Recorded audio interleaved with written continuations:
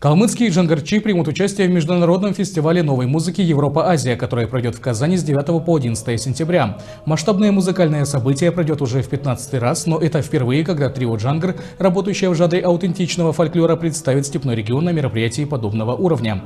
Как отмечают организаторы, проведение фестиваля требует огромных сил, но в результате колоссальной работы зрители получат возможность услышать что-то новое и необычное, а музыканты – вдохновение и опыт для своего дальнейшего творчества.